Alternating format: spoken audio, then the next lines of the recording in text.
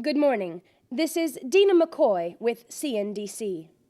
Here at the White House, a dedication ceremony is taking place to kick off the controversial Human Project. The President is about to offer the official dedication of the competition site on a newly established overlay district. The 20-feet-wide tract of land encircles the Executive Mansion, as well as the East and West Wings. Although this initiative has clearly been a top priority on the agenda of this administration, the President has been fairly reserved in discussing the matter, and there has been some speculation about his true motives. Everyone is very eager to hear his dedication speech. The President is about to speak. Today we gather on this fertile land in the Potomac River Valley for the dedication of a new initiative in American government and foreign relations. It is my honor to announce the commission of the Human Project, to open the grounds that cradle this historic building behind me to the inspiration and interpretation of the world's most creative minds, so that we may attune our ears and our hearts to the experiences of our fellow human beings. In times that too often find our nation in mourning or consternation, I am afforded a rare sense of joyous but humble pride in presiding over today's ceremonies. What we do here today will serve as a testament to the bond between the American people and as a monument to our role as beacons to people all over the earth. Over 200 years ago, the architect James Hoban, an immigrant from Ireland, won a competition commissioned by President Washington to design the Executive Mansion.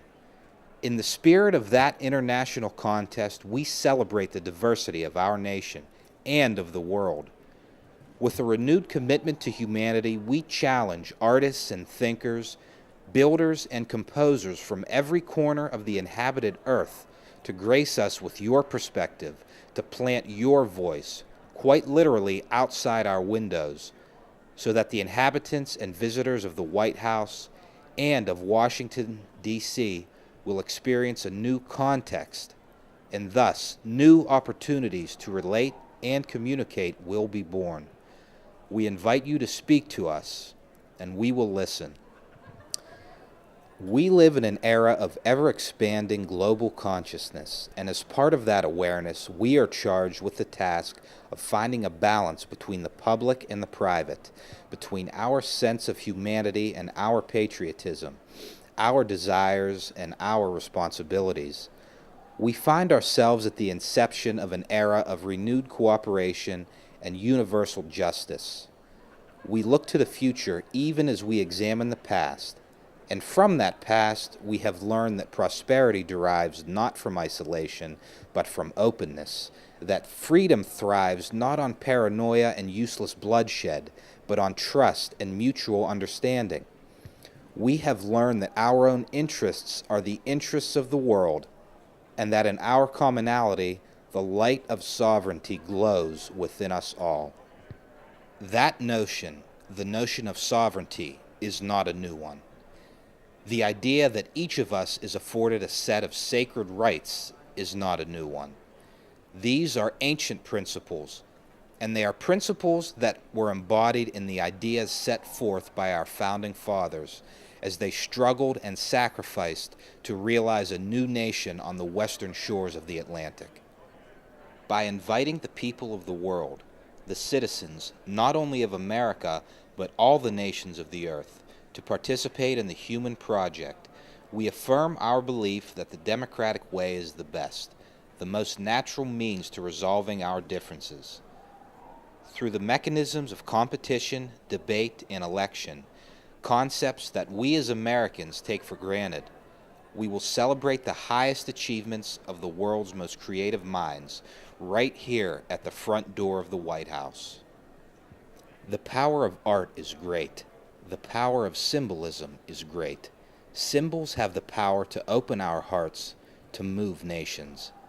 The arts are a language of symbols, a means to communicate our concerns and desires to one another.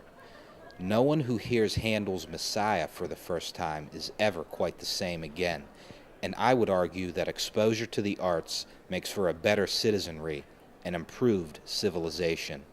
It is on these beliefs that our dedication here rests. There are some who may not see the value in what we do here today, who may not see the benefit to the realization of a spirit of international cooperation. To those pessimists who would deny the importance of recognizing the perspectives of our brothers and sisters overseas and along our borders, I can say only this, that we are a nation whose strength has derived, as it derives now, from an openness toward all the peoples of the earth, toward all the nations and cultures of the world. In every great awakening, it becomes necessary to leave some old ideas behind in order to make way for the new. The time for cynicism has come and gone. It must be shed like an old skin. Now, we cannot pretend that this gesture will serve as a remedy to all our ills.